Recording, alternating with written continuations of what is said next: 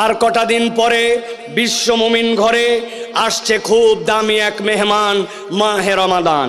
প্রিয় ভাইরা, আপনারা জানেন আর কয়েকটা দিন পরেই মুসলমানদের কাছে সবচেয়ে দামি পয়গাম নিয়া আমাদের কাছে একটা অনন্য মাস, আল্লাহ রাব্বুল আলামিনের দেওয়া নিয়ামতের মাস, ওই মাসটি আপনার আমার সামনে হাজির হবে। বুঝে থাকলে বলেন তো, যেই মাসের কথা আমরা বলছি ওই মাসটার নাম কি? আর একটু মহব্বতে বলেন, ওই মাসটার নাম কি?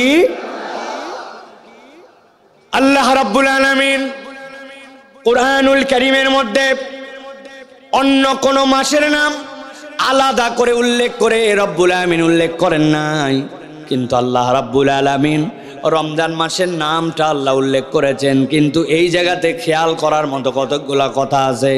আল্লাহ রাব্বুল আলামিন বলছেন শাহরু রমাদান, রমাদান মাস, আল্লাযী, আল্লাহ বলছেন যার ভিতরে উনজিলা ফীহিল কুরআন, রব্বুল আলামিন কোরআনকে অবতীর্ণ করেছেন। আপনার আমার কনসেপ্টের মধ্যে রমজান যখন আমরা একবার চিন্তা করি, রমজান চিন্তা করার সাথে সাথে একটু ফেয়ারলি যদি আপনি বলেন, তাহলে দেখবেন আপনার চিন্তার মধ্যে রমাদান মানে রোজা, রমাদান মানে আপনার আমার জন্য সিয়াম পালন, এই কনসেপ্ট আপনার আমার মধ্যে সর্বপ্রথম আছে। জিজ্ঞাসা যদি করা হয় রমাদান কিসের মাস, আমরা বলে ফেলি সিয়ামের মাস, কিন্তু আল্লাহ রাব্বুল আমিন বলছেন শাহরু রমাদান, রমাদান মাস। এইটুকু বলার পরে রব্বুল আমিন বলছেন আল্লাযী উনজিলা ফীহিল কুরআন, আমি রব্বুল আমিন যার ভিতরে কোরআন অবতীর্ণ করেছি। এরপরে রব্বুল আমিন এবার কোরআনের পরিচয় দিচ্ছেন, রমাদানের পরিচয় দিচ্ছেন না। আল্লাহ বলছেন এই কোরআনটা কি? আল্লাহ বলছেন হুদাল লিন্নাস ওয়া বাইয়িনাতিম মিনাল হুদা ওয়াল ফুরকান। আল্লাহ বলছেন এই কোরআনটা হচ্ছে মানবতার জন্য কিয়ামত পর্যন্ত পথ প্রদর্শক। আর রব্বুল আলামিন বলছেন আমি যেইটাকে হুদা বললাম এইটা যে কোনো জায়গার জন্য পথ প্রদর্শক নয়, বরং সত্য এবং মিথ্যার মাঝে পার্থক্য করে যে সেটা হচ্ছে কোরআন। সুবহানাল্লাহ। ভালো করে খেয়াল করেন তাহলে। রব্বুল আলামিন রমজান বললেন, এরপরে আল্লাহ রাব্বুল আলামিন আগে সিয়ামের কথা বলেন নাই। রব্বুল আলামিন বলছেন রমজান মূলত কোরআনের মাস। এরপরে আল্লাহ কোরআনের পরিচয় দিলেন। তারপরে আল্লাহ বলছেন ফামান শাহিদা মিনকুমুশ শাহরা ফালইয়াসুম, আমি আল্লাহ রাব্বুল আলামিন দায়িত্ব দিলাম এই কোরআনওয়ালা মাসটা তোমরা যদি কেউ পেয়ে যাও, আমি রব্বুল আলামিন তোমাদের জন্য নির্দেশনা দিলাম, তাহলে তোমরা সিয়াম পালন করো। তোমাদের জন্য রব্বুল আলামিন সিয়াম পালন করার দায়িত্ব বানালেন। তাহলে রমাদান আপনাকে মনে রাখতে হবে, প্রথম হচ্ছে আপনার আমার জন্য রমাদান হচ্ছে কোরআনের মাস। কিসের মাস? কোরআনের মাস। আল্লাহ বলছেন এরপরে ওই মাসের মর্যাদা আল্লাহ দিয়েছেন সিয়াম দ্বারা। তোমাদের মধ্যে থেকে যারা পারবে আল্লাহ বলছেন তোমরা যেন সিয়াম পালন করো। আল্লাহ এরপরে সিয়ামের বিধান দিয়েছেন ওয়ামান কানা মিনকুম মারিদান আও আলা সাফারিন ফাইদ্দাতুম মিন আইয়ামিন উখার। তোমাদের মধ্যে কেউ যদি অসুস্থ হও, কেউ যদি সফরে থাকো, আল্লাহ বলছেন আল্লাহ তোমাকে বাধ্য করেন নাই, যতই অসুস্থ হও মরে যা তাও রোজা রাখা লাগবে। আল্লাহ বলছেন আল্লাহ রাব্বুল আলামিন এটা বাধ্য করেন নাই। আল্লাহ বলছেন ইউরিদুল্লাহু বিকুমুল ইউসরা ওয়ালা ইউরিদু বিকুমুল উসরা, আল্লাহ তোমাদের জন্য সহজ করতে চান। রব্বুল আলামিন তোমাদেরকে এই বিধান দ্বারা কঠিন কিছু দিতে চান না। কিন্তু আমি যদি আমার ভাইদের কাছে আজকে বলতে চাই যে প্রিয় ভাইয়েরা, রমাদান তো আমাদের কাছে সমাগত, কিন্তু এই রমাদানের প্রস্তুতি কি আমাদের আছে কিনা? রমাদানের প্রস্তুতি আছে আমাদের? কি প্রস্তুতি আছে আপনাদের? আমাদের রমাদানের প্রস্তুতি হচ্ছে সয়াবিন তেল কিছু কিনে রাখতে হবে, পেঁয়াজের দাম যদি বেড়ে যায় পেঁয়াজের প্রস্তুতি নিতে হবে, ভালো ভালো খেজুর আগের থেকে কিনে কম দামের কিছু খেজুর ম্যানেজ করতে হবে, আর রমজান কেন্দ্রিক আমার কিছু বাজার সদাই করতে হবে। এই বাজার সদাইয়ের জন্য আমাদের প্রস্তুতি আছে। কিন্তু রমাদান বেসিক্যালি এই খেজুর কিনা, রমাদান বেসিক্যালি এই ছোলা কিনা, মুড়ি কিনা, এই প্রস্তুতির জন্য রমাদান আসে নাই, বরং রমাদানের জন্য আল্লাহ রসুলের দেখানো একটা প্রস্তুতি আছে। ওই প্রস্তুতির ব্যাপারে আমরা মোটামুটি বেখবর। যদি বলেন হুজুর একটা পরীক্ষা নেন, আমি যে কোনো একজনের কাছে একটা পরীক্ষা নিতে পারি। ভাইয়েরা, এইবার রমজান মাস আরবি হিজরি সালে কোন সাল পড়তেছে একটু বলতে হবে।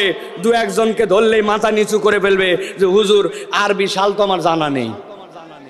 এখানে এরকম লোক আছে কিনা ভাই? প্রিয় ভাইয়েরা, আমি একটা থিমকে সামনে রেখে আপনাদের কাছে সংক্ষিপ্ত কয়েকটি কথা বলবো। আমি আপনাদের কাছে একটা শ্লোক, একটা 2 লাইনের একটা পংক্তি বলতে চাই। আর কটা দিন পরে বিশ্ব মুমিন ঘরে আসছে খুব দামি এক মেহমান, মাহে রমাদান। আর কটা দিন পরে বিশ্ব মুমিন ঘরে আসছে খুব দামি এক মেহমান, মাহে রমাদান। এই থিমের উপরে আমি আপনাদের কাছে সর্বোচ্চ 10 থেকে 15 মিনিটের অনন্য কিছু বার্তা দিয়ে যেতে চাই। যদি এই থিমকে ধারণ করে আমরা আমাদের রমজানের প্রস্তুতি নেই, ইনশাআল্লাহ বিগত সময়ের থেকে আমাদের এবছরের রমজান ভিন্ন রকম কিছু হতে পারে। আল্লাহ যেন আমাদেরকে তৌফিক দান করেন। একটা মুখ বন্ধ রাখবেন না, সকলে বলেন আল্লাহুম্মা আমিন। আপনারা যারা যারা ঘুমায় গেছেন তারা হাত তোলেন। আলহামদুলিল্লাহ। বালিশ দিতে হবে আপনাদেরকে। আপনারা ঘুমাননি তো ভাই? কারা কারা ঘুমান না এবার দুটো হাত উঁচু করেন, শক্ত করে হাত দুটো টান টান করেন। করছেন সবাই? হাত সোজা হয় নাই? এবার ডানে বামে তাকায় দেখে নেন কাদের হাত সোজা হয় না আর কারা কারা হাত তোলে নাই। কি ব্যাপার? হাত শক্ত করে তোলেন। ডানে বামে একটু তাকায় দেখেন কারা 2 হাত উঠাতে পারে নাই। 2 হাত তুলছেন সবাই? তুলছেন? এবার একটুখানি টানা দেন, টানা দেন। এবার পেছন দিকে দেন, পেছনে, সামনে দেন। এবার একটু ডানে দেন, এবার একটু বামে দেন। হাত সোজা করেন, গলাটা পরিষ্কার করেন। হয় নাই সবাই কিন্তু ইচ্ছা করে করেন। পিছনে দাঁড়া, ওই চাদরালা চাচা, কি ব্যাপার? হাত শক্ত করেন। করছেন? এবার গলাটা পরিষ্কার দেন। বুক বরাবর হাত না নেই বরাবর। আমি রমজান প্ল্যানিং আপনাদের কাছে দিব, তবে তার আগে আল্লাহর নামে উচ্চ কণ্ঠে এই ময়দানকে জানাতে হবে যেখানে যারা কোরআন শোনার জন্য আসছে তারা কেউ নির্জীব নয়, তারা সকলে রেডি আছে, কোরআনকে রিসিভ করার জন্য মন থেকে প্রস্তুত আছে। যারা প্রস্তুত আছে হুঙ্কার দিয়ে একটা তাকবীর দিতে হবে। পারবেন ইনশাআল্লাহ? সবাই পারবেন ইনশাআল্লাহ? যারা যারা পারবেন না তারা হাত দুটো সোজা করেন উপর দিকে। পারবেন সবাই? দেখে এবার যারা পারবেন সকলে লিল্লাহে তাকবীর বললে হাত দুটো উপর দিকে ছুঁড়ে দিবেন। পারবেন না ইনশাআল্লাহ? রেডি তো সবাই? গলা পরিষ্কার আছে? দেখে এটা তাকবীর দেন। লিল্লাহে তাকবীর, লিল্লাহে তাকবীর। আল কোরআনের আলো, আল হাদিসের আলো। তোমার নেতা আমার নেতা, তোমার নেতা আমার নেতা। আলেম ওলামা যেখানে, আল্লাহর আইন যেখানে। লিল্লাহে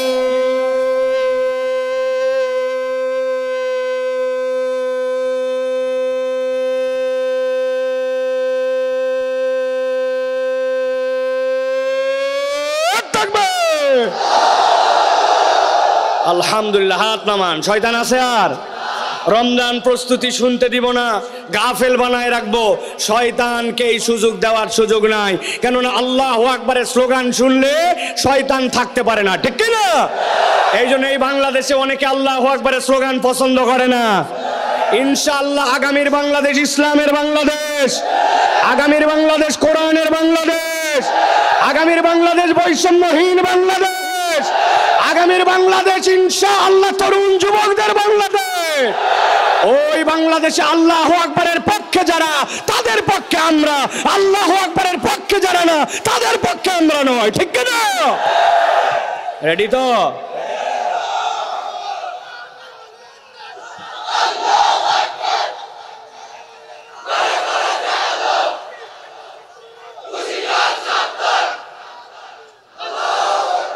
আলহামদুলিল্লাহ। এখন তাহলে মোটামুটি এনার্জি ফুল ফুল। আমরা তাহলে এখন মূল আলোচনায় প্রবেশ করি। আর কটা দিন পরে বিশ্ব মুমিন ঘরে আসছে খুব দামি এক মেহমান, মাহে রমাদান। প্রিয় ভাইয়েরা, আমরা যদি একটুখানি লক্ষ্য করি তাহলে আমরা যদি আমাদের কোনো মেহমান এরকম যদি থাকেন যিনি বিদেশে থাকেন অথবা অনেক দিন পর আমাদের বাড়িতে আসতেছেন, আপনি খেয়াল করলে দেখবেন ওই মেহমান যদি আপনার ব্যক্তিগত পছন্দনীয় আপন আত্মীয় হয় তাহলে ওই মেহমানের জন্য আপনার একটা প্রস্তুতি আছে, আছে কি না? কি ধরনের প্রস্তুতি নেন? আপনার মেহমান যত আপনার আপন হবে, আপনার মেহমান যত আপনার পছন্দনীয় হবে, তার জন্য আপনার প্রস্তুতি তত হবে। ব্যক্তিগত মেহমানের প্রস্তুতি ব্যক্তিগত হবে, কিন্তু ওই মেহমানটা যদি রাষ্ট্রীয় মেহমান হন, কোনো দেশের প্রেসিডেন্ট হন, কোনো সংঘের প্রধান হন, কোনো জায়গার দায়িত্বশীল হন, তাহলে ওইটা তখন আর ব্যক্তিগতর গণ্ডির মধ্যে থাকে না, ওটা সামগ্রিকভাবে রাষ্ট্রীয় পর্যায়ে চলে যায়। তখন তার প্রস্তুতিও বড় হয়, তার জন্য ওই আয়োজনটাও বড় হয়, ঠিক কি না?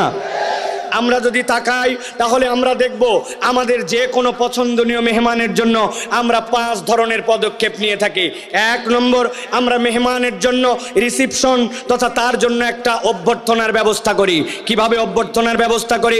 মেহমান একজন আসবে, এয়ারপোর্টে নামবে, তার জন্য একটা গাড়ি ঠিক করে রাখা, ড্রাইভারের নাম্বার নিয়ে রাখা, ওই মেহমানের যেন কষ্ট না হয় তার জন্য আপনার একটা সামগ্রিক প্রস্তুতি থাকা, বাড়িটাকে গুছগাছ করার চেষ্টা করা, আপনার বাড়িটা যেন একটু মাকড়সা মুক্ত হয়, আপনার বাড়িটা যেন একটু ড্রেসিংটা দেখতে সুন্দর হয়, প্রয়োজনে আপনার বাড়ির সামনে সিজনাল 2টা ফুলের গাছ লাগায়া অন্তত বাড়িটা যেন একটু দেখতে সুন্দর হয়, বাথরুমে যেন টিসিমিস না হয়, বাথরুমটার মধ্যে একটা সুগন্ধ লাগাই দেওয়ার জন্য চেষ্টা করা হয়, বাথরুমটা পরিষ্কার করা হয়, ট্যাঙ্কিতে পানি রিজার্ভ আছে কিনা, আসার পরে যেন কষ্ট না পায়, গিজারটা ঠিক আছে কিনা, মানে আমার সাধ্যের মধ্যে আমি তার জন্য এমনকি অনেক সময় ডাইনিং টেবিলের উপরের যে ম্যাটটা থাকে ওই ম্যাটটাও মেহমানের ভ্যারাইটি বুঝে চেঞ্জ করি।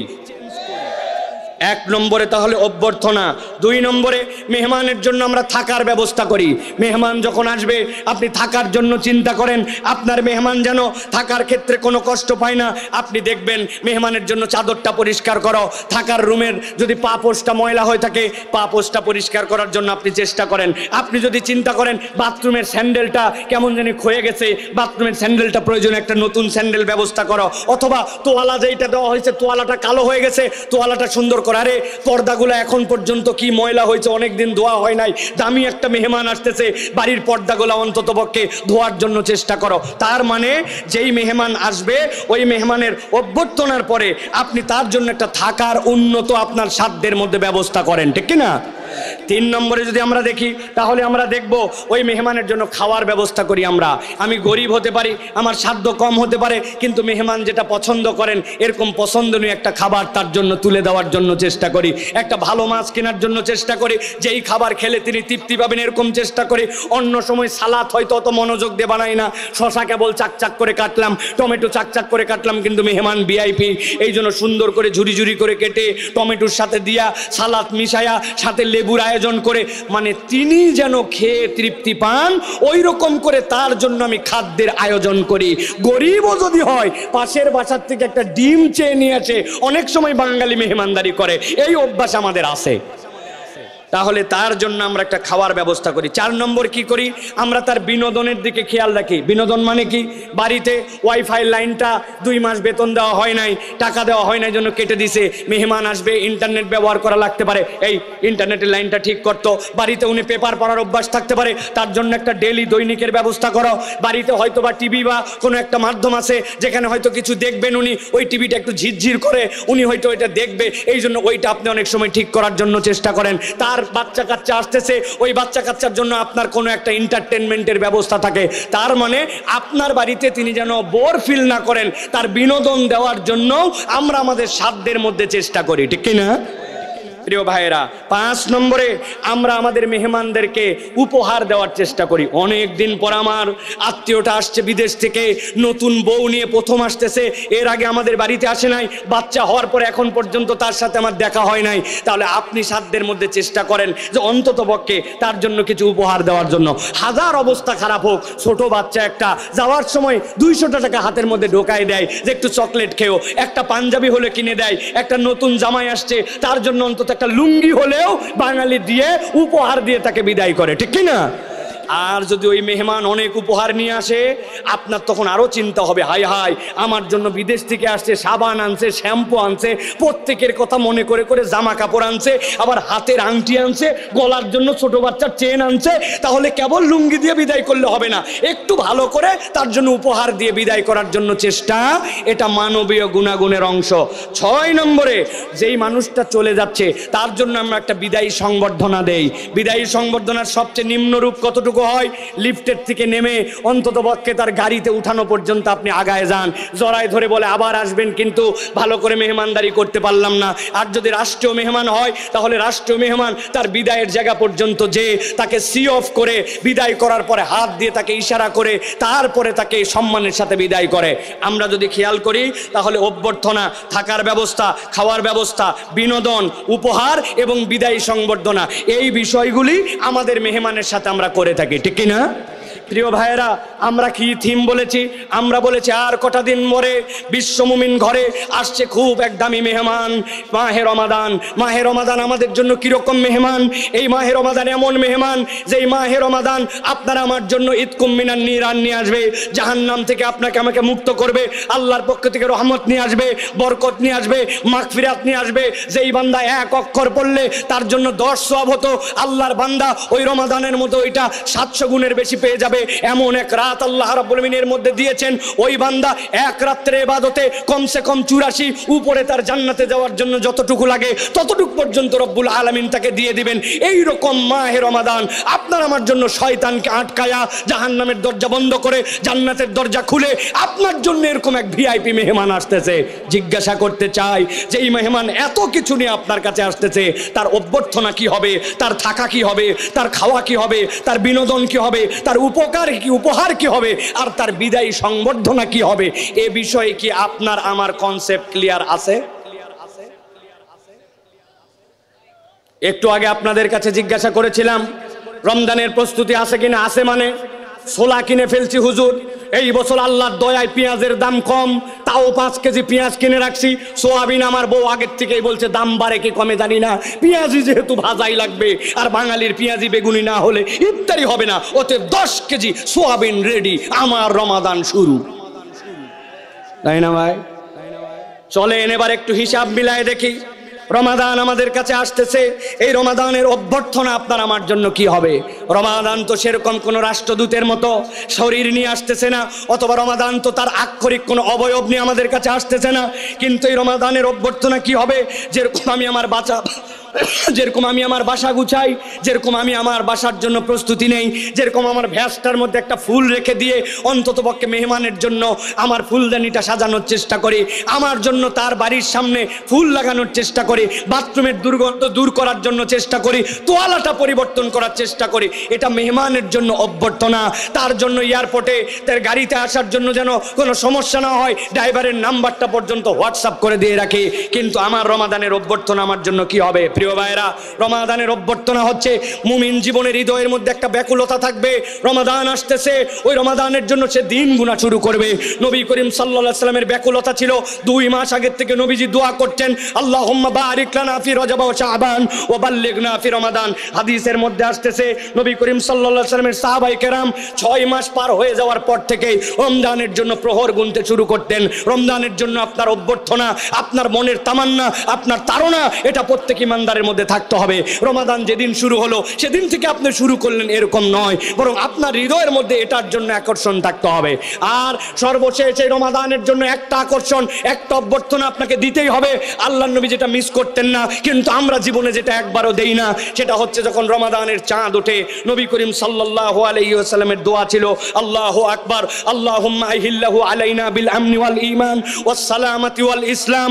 আল্লাহর কাছে নবী করিম সাল্লাল্লাহু আলাইহি ওয়াসাল্লাম যখনই চাঁদ উঠতো বলতেন আমার রব বড়, হে আল্লাহ আমি আপনার কাছে বলতেছি আল্লাহ এই চাঁদের ভিতরে আমার ঈমানের নিরাপত্তা দেন, আমার জন্য নিরাপত্তা দেন, আমার আমলের নিরাপত্তা দেন। ওয়াত তাওফীক লিমা ইউহিব্বু ওয়া তারদা, আল্লাহ আপনি যেটা পছন্দ করেন, আপনি যেটাতে খুশি হন, ওইটা বেশি বেশি করার তৌফিক দান করেন। আর হে চাঁদ, জেনে রাখো আমি তোমাকে বলতেছি রব্বি ও রব্বুক আল্লাহ, তোমার রব আল্লাহ, আমার রব আল্লাহ। সুবহানাল্লাহ।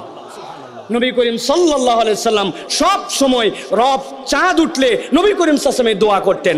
আপনার আমার এরকম কোনো চিন্তা নাই, বরং আমরা টিভির উপর নির্ভর করে আছি। এই চাঁদ দেখা গেছে নাকি, হেলাল কমিটিরা নির্ভর করে আছে ওই জায়গায়, হেলাল কমিটি বানাইছে কেবলমাত্র নাস্তা করার জন্য, এছাড়া কোনো কাজ নাই। তারা হেলাল কমিটির অপেক্ষায় আছে আমরা কখন টিভিতে চাঁদ উঠবে, কখন জানা যাবে। এক বন্ধু আবার এশার নামাজের পরে বলছে যে চাঁদ উঠে গেছে কিন্তু খবর আছে, তারাবির জন্য দৌড় দে। তখন ওই ব্যক্তি পেরেশান হয়েছে, অথচ চাঁদ দেখার যে একটা আমল, ওটা যে রমাদানের জন্য অভ্যর্থনা, বাচ্চা কাচ্চা সকলকে নিয়ে যাওয়া, চাঁদ দেখা, চাঁদের দোয়া শেখানো চাঁদ দেখার জন্য, তাহলে বোঝা যাবে যে আপনি রমজানের প্রস্তুতি আছে আপনার মনে, সে আপনার জন্য ক্ষমা নিয়ে আসতেছে, সওগাত নিয়ে আসতেছে, মাগফিরাত নিয়ে আসতেছে। এখন থেকেই তাহলে দিন গণনা করে রমাদানের জন্য অপেক্ষা করা, ওই মেহমানের জন্য আপনার হৃদয়ের মধ্যে তামান্না, প্রস্তুতি নেওয়া, ওই রমাদানকে টার্গেট করে প্ল্যানিং করা, এইটা হচ্ছে রমাদানের জন্য অভ্যর্থনা। মনে থাকবে? মনে থাকবে প্রিয় ভাইয়েরা। 2 নম্বরে, রমাদানের মধ্যে, রমাদান আসছে, এখন মেহমানের জন্য আপনি থাকার ব্যবস্থা করবেন। রমাদানকে আপনি কি খাওয়াবেন? বড় বাপের পোলায় খায়, ঢাকার লোক খায় বিখ্যাত ইফতারি ভাই। আপনারা মনে করতেছেন মাটন রোস্ট আর বিভিন্ন ধরনের চপ, স্বামী কাবাব, স্ত্রী কাবাব, হাঁড়ি কাবাব, বটি কাবাব, দাও কাবাব, কুদাল কাবাব আছে না ভাই? আপনি চিন্তা করছেন হ্যাঁ হ্যাঁ হ্যাঁ আমার রমজানকে আমি এইগুলা খাওয়াবো। জি না, রমাদান আপনার এটা খায় না। রমাদানের খাদ্যকে ভালো করে জেনে রাখেন। আপনি যদি আপনার রমাদানকে সুন্দরভাবে খাওয়াতে চান, তাহলে আপনার সালাদকে সুন্দর করতে হবে। কেননা যার সালাদ সুন্দর, রমাদানে তার খাদ্য তত সুন্দর। আপনার সালাদ আমরা যদি একটুখানি তাকায় দেখি, আমাদের সালাদ হচ্ছে সফটওয়্যার সালাদ। ওই সালাতের শুরুর থেকে দাঁড়ায় গেলাম আল্লাহু আকবার বলে, অটোমেটিকের পরে চালু হয়ে গেল আলহামদুলিল্লাহ রাব্বিল আলামিন। সেটা আমার নরসিংদীতেই যাক আর কুমিল্লাতেই যাক, আমার রেলগাড়ি চলতেছে নামাজের, আমার নামাজের সূরা ফাতিহা শেষ, অটোমেটিক আলাম তারা চলে আসছে, অটোমেটিকের পরে রুকু চলে গেছে, অটোমেটিক সব আমার নামাজ যেন সফটওয়্যার নামাজ। আমার নামাজের মধ্যে আমার কোনো চিন্তা নাই, ভাবনা নাই, পরিকল্পনা নাই, এমনকি আমার নামাজ যে ঠিক হচ্ছে কিনা এইটাও কোনোদিন চিন্তা করি নাই। আপনার মসজিদে কত মাহফিল হলো, কত আয়োজন হলো, কিন্তু আপনার আমার মসজিদে কি কখনো নামাজের ওয়ার্কশপ হয়েছে? বলে হুজুর নামাজের আবার ওয়ার্কশপ কি জিনিস? হ্যাঁ, নামাজের একটা ওয়ার্কশপ। আমি আমার রুকু তো দেখতে পাই না, হুজুর দেখেন তো আমার রুকুটা ঠিক আছে কিনা। আমি আমার সিজদা তো ঠিক মতো দেখতে পাই না, আমার সিজদা ঠিক আছে কিনা। 70 বছর হয়ে গেছে মুরব্বী, সিজদায় যায় 2 হাত মাটির সাথে একবারে বগল দাবা করে লাগায়। এরকম মুসল্লি নাই ভাই? এরকম করলে যে নামাজ হবে না এরকম নয়, কিন্তু এইটা একটা মাকরু। আপনি জানেন না আপনার নামাজটা সুন্দর হয় নাই। যার নামাজ সুন্দর হয় না, ওই ব্যক্তির সাথে রমাদান প্রপারলি থাকে না। কেননা নবী করিম সাল্লাল্লাহু আলাইহি সাল্লাম বলেছেন, মান কামা রমাদানান ঈমানান ওয়া ইহতিসাবান গুফিরা লাহু মা তাকাদ্দামা মিন যামবিহি। আল্লাহ নবী বলছেন, কেউ যদি রমাদানের মধ্যে আল্লাহ রাব্বুল আলামিনের সন্তুষ্টির জন্য বুঝে সুঝে ঈমান এবং সওয়াবের আশায় প্রপারলি সালাত আদায় করে, আল্লাহ তার অতীতের সকল গুনাহ মাফ করে দেন। সুবহানাল্লাহ। আল্লাহ যেই সালাত দ্বারা আপনার গুনাহ মাফ করে দেন, আল্লাহ রাব্বুল আমিন যেই সালাত দ্বারা আপনাকে মুক্ত করে দেন। আজ পর্যন্ত আমাদের নামাজের কোনো প্ল্যান নাই। ওই যে ছোটবেলায় 3টা সূরা শিখছি, আলাম তারা, কুল হু আল্লাহ আর ফালাক আর নাস, তারপরে চতুর্থ কোনো সূরা নাই। আপনি প্ল্যান করেন এইবার রমাদানে আমি নতুন 2টা সূরা শিখবো। আপনার বন্ধুকে জিজ্ঞাসা করেন, দোস্ত তোর কয়টা সূরা মুখস্থ আছে? বলছে, দোস্ত আমার তো 4টা সূরা মুখস্থ। কি কি বলতো? এই 4টা সূরা। কোরআনের একটা অ্যাপস আছে আল কোরআন, কোরআনের একটা অ্যাপস আছে কোরআন শিখার বিভিন্ন ধরনের, ওই কোরআনের অ্যাপস থেকে আপনি সুন্দর করে বলছেন, দোস্ত তুই অ্যাপস নামা, আলাম তার অর্থটা তুই শিখ, আমিও শিখি। সুবহানাকাল্লাহুম্মা বিহামদিকা সারা জীবন পড়লাম, আজ পর্যন্ত সুবহানাকাল্লাহর অর্থ জানলাম না। রমাদানের মধ্যে আমার নামাজটা যেন সুন্দর হয়, এই জন্য আমি দোয়ার অর্থ শিখবো, তাসবির অর্থ শিখবো, 3টা নতুন সূরা শিখবো। কিচ্ছু যদি না পারি ভাই, আমি রমাদান কেন্দ্রিক কোরআনে সূরা বাকারার 185 নম্বর আয়াত থেকে আল্লাহ বলেছেন, আমি ওই আয়াতগুলো অন্তত মুখস্থ করার জন্য চেষ্টা করি। ভাই রে ভাই, ওই যে ক্লাস 6-7 যেই কেরাত, আমার আজকে বার্ধক্য এসে গেছে একই কেরাত। ওই 6, 7, 4, 5 যে কয়টার অর্থ জানতাম, এখন পর্যন্ত আমার অবস্থা তাই। আপনি বিশ্বাস করেন আপনার রমাদানকে আপনি সুন্দর করে আপ্যায়ন করতে পারছেন না, খাওয়াতে পারছেন না। যুগের পরে যুগ আমাদের কাছে রমাদান আসলো, লাইফে পরিবর্তন আসে নাই। এর অন্যতম কারণ আমরা আমাদের নামাজের ব্যাপারে যত্নশীল নই, ঠিক কিনা? এই রমজান থেকে শপথ নেন যে হুজুর ইনশাআল্লাহ আমরা নতুন কিছু না পারলেও 30 দিনে 3টা সূরা মুখস্থ করব। রাজি আছেন ইনশাআল্লাহ? ছোট হোক বড় হোক ইনশাআল্লাহ চেষ্টা করব। রাজি আছেন আপনারা? আর একটা শপথ নেব, এই রমাদান থেকে আমরা কোনো নামাজ, সেটা ফরজ হোক, নফল হোক, তাহাজ্জুদ হোক, আমার যে নামাজই পড়বো আমি 7 তাসবির নিচে আমার নামাজ আদায় করব না। রুকুতে যাওয়ার পরে সুবহানাল্লাহ, সুবহানাল্লাহ আযীম, সুবহানাল্লাহ আযীম, সুবহানাল্লাহ আযীম, আরে আল্লাহ সুবহানা রাব্বিয়াল আযীম পর্যন্ত বলে না। সিজদায় যাওয়ার পরে সুবহানাল্লাহ, সুবহানাল্লাহ, সুবহানাল্লাহ, এটা কোথায় পাইলেন আপনি? এটা অথচ আমাদের অধিকাংশ আমরা এরকম করে বলে ফেলতেছি। তাহলে আমরা প্ল্যান করব সিজদার তাসবিহ এবং রুকুর তাসবিহ। এই রমাদান থেকে 7 তাসবির নিচে রুকু করব না, সিজদা করব না। আমার নামাজের ভেতরের তাসবিহাত যেগুলা, ওইগুলার অর্থ জানার জন্য চেষ্টা করব। আপনি যদি এই চেষ্টা করেন তাহলে আপনি আপনার রমাদানকে ইনশাআল্লাহ সুন্দর করে একটা খাওয়ার আয়োজন করে দিতে পারবেন। এই রমাদান থেকে আমরা কমসে কম 7 তাসবিহ দিয়ে রুকু সিজদা করব, এর নিচে উঠবো না। কারা কারা রাজি আছেন? বুঝে বলেন, কিন্তু আন্দাজে আবেগে হাত তুলেন না। হাত নামান। রুকুতে গেছেন সুবহান রাব্বিল আযীম, সুবহান রাব্বিল আযীম, সুবহান রাব্বিল আযীম, কাম সারা। উঠে গেছেন কিন্তু 7 বার পরে দেখেন আরো 6 সেকেন্ড বেশি লাগে। সুবহান রাব্বিল আলা, সুবহান রাব্বিল আলা, সুবহান রাব্বিল আলা, সুবহান রাব্বিল আলা, সুবহান রাব্বিল আলা, সুবহান রাব্বিল আলা, সুবহান রাব্বিল আলা। আমি আল্লাহকে সাক্ষী রেখে বলতেছি, আপনি আপনার রুকু ঠিক করেন, আপনার সিজদা ঠিক করেন, আর 2 রুকুর মধ্যে আর 2 সিজদার মধ্যে দোয়াগুলা পড়েন। আপনার নামাজটা 50% দেখতে সুন্দর হয়ে যাবে। রাজি আছেন তাহলে ইনশাআল্লাহ? তাহলে এইটা হচ্ছে আপনার আমার জন্য রমাদানের খাদ্য, যে রমাদানকে আমরা সুন্দর করে খাদ্য দিব, আমার সালাতকে সুন্দর করব। হুজুররা একটু উদ্যোগ নেন, মাদ্রাসার পক্ষ থেকে উদ্যোগ নেন। আল্লাহর ওয়াস্তে যে আলেম ওলামা তালেবে ইলম ছুটি হয়ে যাচ্ছে, মাদ্রাসা বাড়িতে যাচ্ছেন, সব মুরব্বীদেরকে বলেন, চাচা আসেন তো, রুকুটা ঠিক হয় কিনা একটু দেখি, কোমরটা কেমনে সোজা করতে হয়, হাতটা বৈঠকের সময় কোথায় রাখতে হয়, সিজদার সময় কেমনে দিতে হয়, তোলার সময় কেমনে নামাতে হয়, উঠতে হয় কেমনে, 2 সিজদার মধ্যে কেমনে সোজা করতে হয়, সিজদাটা কেমনে দিতে হয়, নখগুলা কেমন থাকবে, এইরকম করে একটা উদ্যোগ নেন। উদ্যোগ নিয়ে আপনি সুন্দর করে আপনার রমাদানকে খাওয়াবেন। এই মানসিকতাটা নিয়ে নামাজের জন্য যদি আমরা সুন্দর করি, ইনশাল্লাহ আমাদের রমজান আমাদের কাছে উত্তম খাদ্য পাবে। মনে থাকবে ইনশাল্লাহ। প্রিয় ভাইয়েরা, 3 নম্বর যেটা আপনাদের কাছে বলতে চাই সেটি হচ্ছে, রমাদান এসেছে, আপনার মেহমান এসেছে। এখন আপনার মেহমানকে আপনি রেখেছেন সুন্দর করে, কিন্তু আপনি আপনার মেহমানকে এখন খাওয়াবেন কি? রাখছেন তো আপনি সালাদ দিয়ে সুন্দর করে, কিন্তু রমাদানের খাদ্যটা কি হবে আপনার জন্য? রমাদানকে আপনি কি খাওয়াবেন একটুখানি চিন্তা করে দেখেন। আপনি আপনার রমাদানকে, তো আগেই বলেছি, পেঁয়াজি বেগুনি কিছুই খাওয়াতে পারেন না, তাহলে আপনি রমাদানকে কি খাওয়াবেন? রমাদানকে আপনি খাওয়াবেন, রমাদানের খাদ্য হচ্ছে কোরআন। আল্লাহ বলছেন শাহরু রমাদান আল্লাযী উনজিলা ফীহিল কোরআন। আল্লাহ বলছেন রমাদান হচ্ছে এমন মাস, যেই মাসের মধ্যে আল্লাহ রাব্বুল আলামিন তোমাদের জন্য কোরআনকে অবতীর্ণ করেছেন।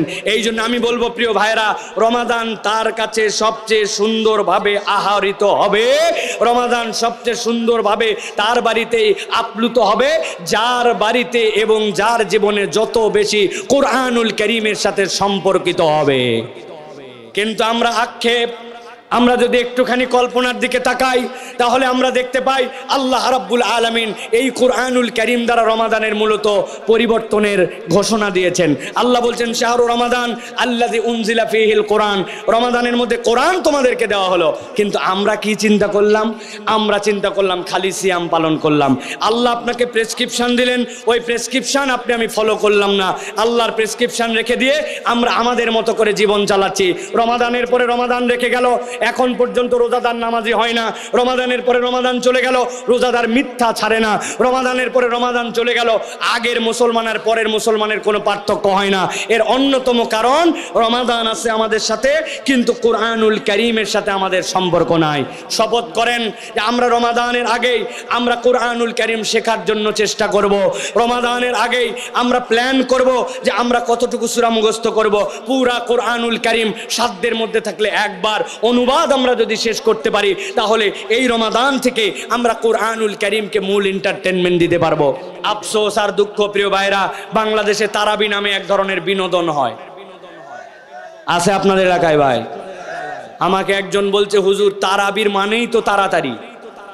নিজে নিজে ব্যাখ্যা দাঁড় করছে, তারাবি এইটার মানে কি? এইটা ইস্তেরাহাত। আগেকার একজন নামাজ পড়তেন, একটা 2 রাকাত নামাজ পড়তে তাদের সময় লাগতো 40 মিনিট, 4 রাকাত নামাজ পড়তে লেগে যেত 1.5 ঘন্টা। তাবেঈনে কেরাম, এরপরে তাদের পা ব্যথা হয়ে যেত, ওই ব্যথার থেকে বাঁচার জন্য তারা একটু রিল্যাক্সের জন্য অবসর নিতেন 4 রাকাত পরে। এখন আমাদের নামাজ পড়তে লাগে এক রাকাত 3 মিনিট, 2 রাকাত পড়তে লাগে 5 মিনিট, 4 রাকাত পরে বসা, এটা একটা নতুন তামাশার মতো হয়ে দাঁড়াইছে আমাদের জন্য, ঠিক কিনা? হ্যাঁ বসি আমরা, সমস্যা নাই, কিন্তু আমাদের নামাজের তেলাওয়াত যেন সুন্দর হয়, আমাদের যারা হাফেজে কোরআন আছেন তারা যেন সুন্দর করে তেলাওয়াত করে। অতএব আপনার রমাদানকে যদি আপনি সুন্দর করে এই মেহমানকে সম্মান দিয়ে খাওয়াতে চান, তাহলে আপনার কোরআনকে সুন্দর করতে হবে। কোরআন যার যত সুন্দর, রমাদান তার তত সুন্দর।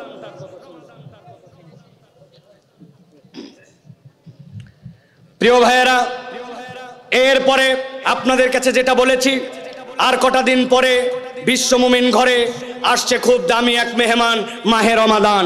ওই রমাদানের জন্য চতুর্থ যে বিষয়, সেটি হচ্ছে বিনোদন। আপনি আপনার বাড়িতে যখন কোনো মেহমান এসেছে, তার জন্য কি বিনোদনের ব্যবস্থা করেছেন? আপনি বিনোদনের ব্যবস্থা করেছেন, ওয়াইফাইয়ের পাসওয়ার্ডটা ঠিক করেছেন, মনে আছে কিনা আপনাদের কাছে বলেছি। আপনি আপনার বাড়িতে একটা পত্রিকা রেখে দিয়েছেন, আপনি আপনার বাড়িতে চিন্তা করেছেন অন্ততপক্ষে তার যেন দুর্গন্ধ না লাগে, দুর্গন্ধের জন্য ওই ব্যবস্থাটা ঠিক করেছেন। আপনার ছাদের উপরে একটা সুন্দর দোলনা ছিল, ওই দোলনাটার এক পাশটা ছিঁড়ে গেছিল, যারা মেহমান আসছে তাদের ছোট্ট একটা বাচ্চা আছে, ওই দোলনাটাতে দুললে সে একটু আনন্দ পাবে, এই জন্য আপনি তার জন্য ব্যবস্থা করেছেন।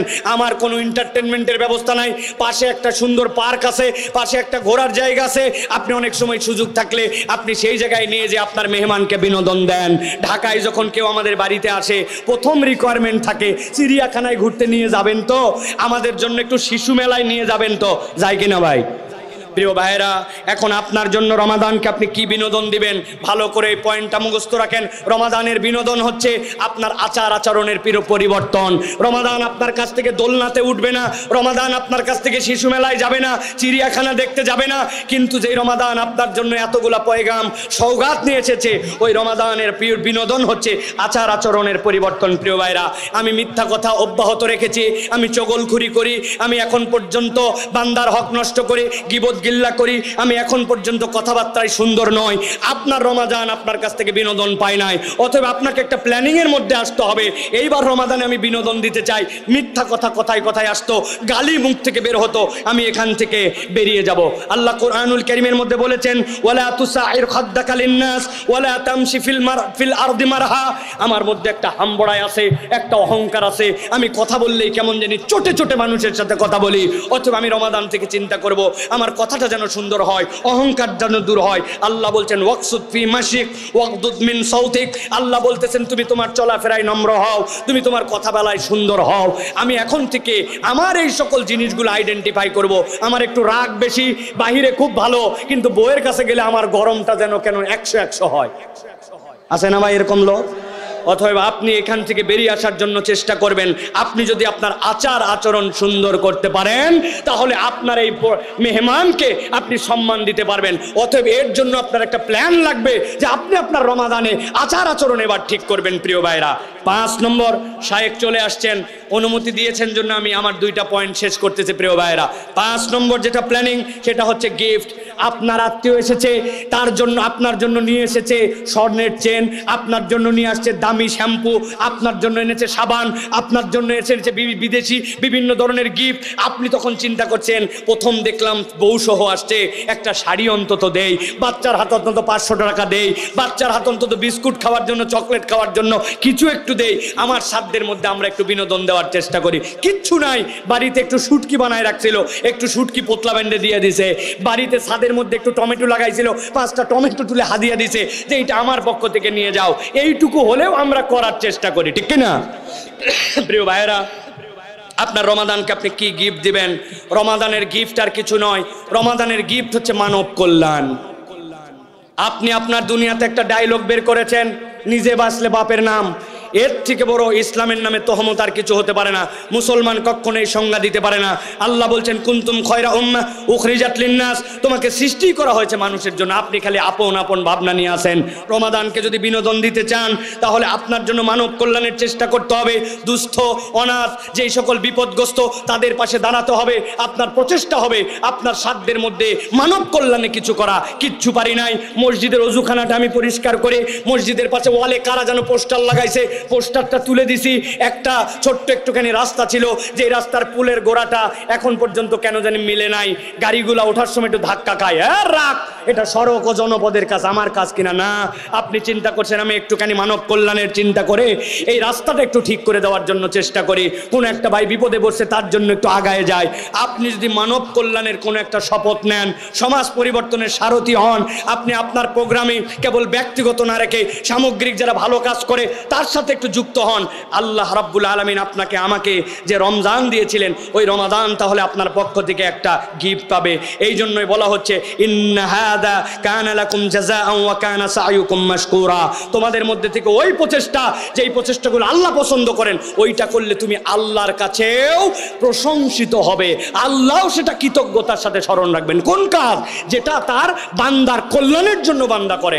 অতএব এই রমাদানে আমাদের প্রস্তুতির একটা অংশ হচ্ছে রমজানকে গিফট দিব মানব কল্যাণ দিয়ে। সর্বশেষ যেটা বলতে চাই প্রিয় ভাইরা, রমাদানকে আমরা বিদায় দিব, আমাদের বিদায় দেওয়ার সময় সংবর্ধনা দেই। কি বলেছিলাম? কিছু দূর আগায় যায়, আগায় যায় অন্ততপক্ষে তাকে একটা বিদায় দেওয়ার জন্য চেষ্টা করি না ভাই? রমাদানের বিদায় কি হবে? রমাদানের বিদায় আর কিছু নয় প্রিয় ভাইরা, রমাদানের সবচেয়ে বড় সম্পদ, ইমানদারের সবচেয়ে বড় হাতিয়ার, সেটা হচ্ছে রমাদানের বিদায় হচ্ছে উত্তম দোয়ার প্র্যাকটিস করা।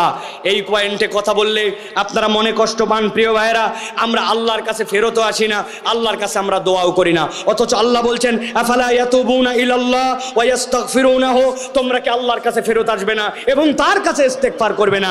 আপনি আমি আল্লাহর কাছে দোয়া করি আর ইস্তেগফার করি, আমি শত জায়গায় বলি এই দোয়া এই ইস্তেগফার অনেক সময় এটা স্বয়ং আমাদের জন্য বেয়াদবি হয়। আল্লাহ চাইতে বলছে কেমনে আর আমি চাই কেমনে, আমার চাওয়ার সাথে আল্লাহর যে বলে দেওয়া পদ্ধতি তার কোনো মিল নাই। ভালো করে খেয়াল করেন, এই পয়েন্টটা মাথার মধ্যে ঢুকায় রাখেন। আপনি নামাজের মধ্যে আল্লাহর কাছে সালাম ফিরিয়েছেন, ফেরার পরে আল্লাহর কাছে তাসবিহ হাতের পরে দোয়া করবেন, কে হিসাব বেয়াদব আমরা, হাত তুলতে দেরি রব্বানা আছে কিনা ভাই? আছে। আপনি এই যে কি বলে আল্লাহর কাছে চপাত চপাত করে মারিয়ে দিলেন, আপনি বলছেন রব্বানা যালামনা আনফুসানা ওয়া ইল্লাম তাগফির লানা ওয়া তারহামনা লানাকুনান্না মিনাল খাসিরিন। আল্লাহ, আমার গুনাহ, আমার অপরাধ, আমার ভুল এর কোনো শেষ নাই, আই রব তুমি আমাকে ক্ষমা করে দাও।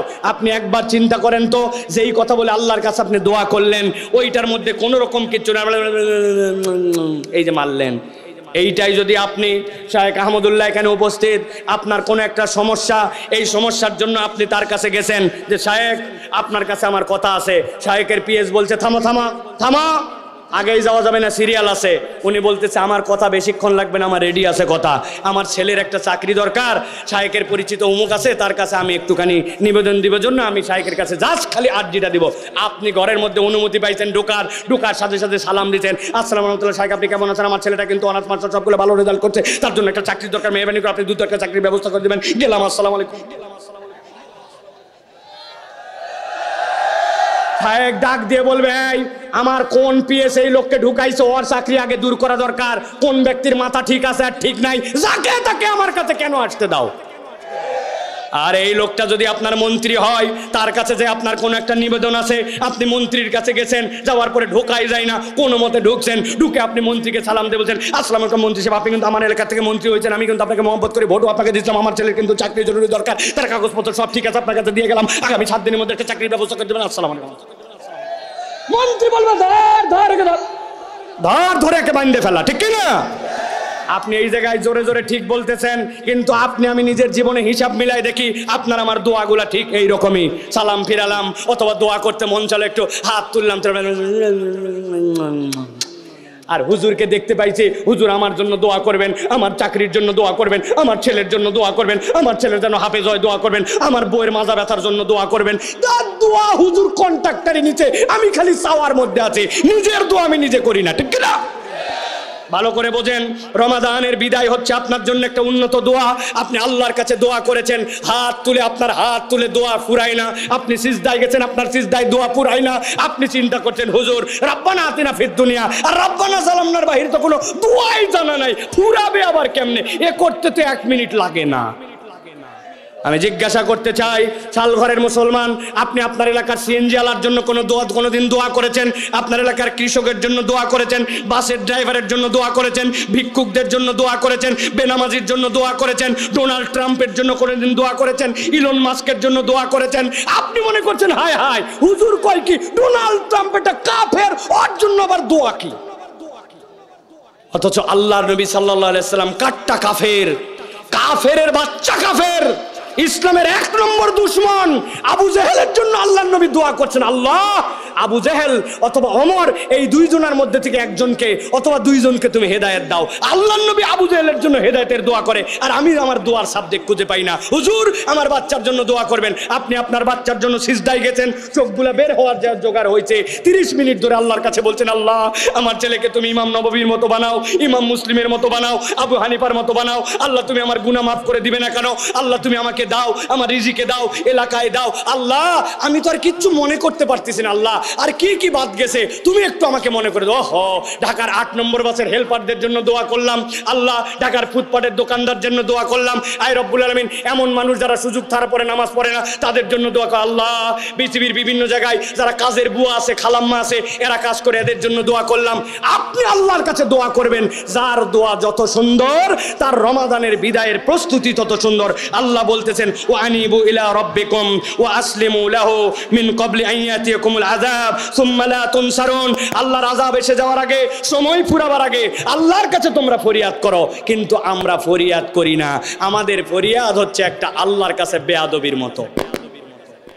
অতএব প্রিয় ভাইয়েরা, আমি আপনাদের কাছে আবারও বলতে চাই, আর কটা দিন পরে আসছে বিশ্ব মুমিন ঘরে খুব দামি এক মেহমান, মাহে রমাদান।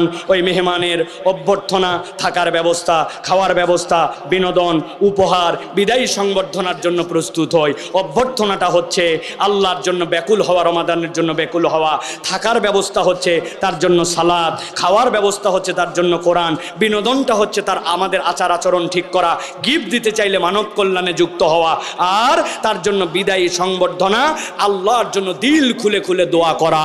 নবী করিম সাল্লাল্লাহু আলাইহি ওয়াসাল্লাম বলছেন যে রমাদান পেল আর নিজের গুনাহ ক্ষমা করে নিতে পারলো না, নবীজি বলছেন সে ধ্বংস হোক, রাগিমা আনফু, তার নাক ধুলামলিন হোক।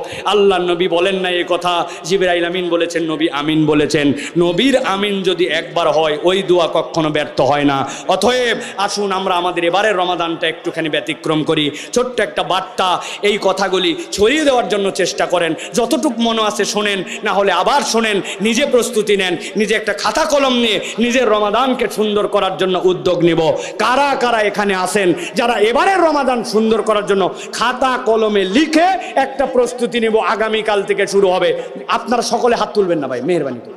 অনেকে আছে গেলে হাত তোলার জন্য রেডি হয়ে আছেন, খবরদার হাত তুলবেন না। আগে বোঝেন যে লিখিতভাবে সুন্দর করে একটা প্ল্যানিং করবো এই রমাদান সুন্দর করার জন্য। যারা লিখবেন তারা কেবল হাত তোলেন,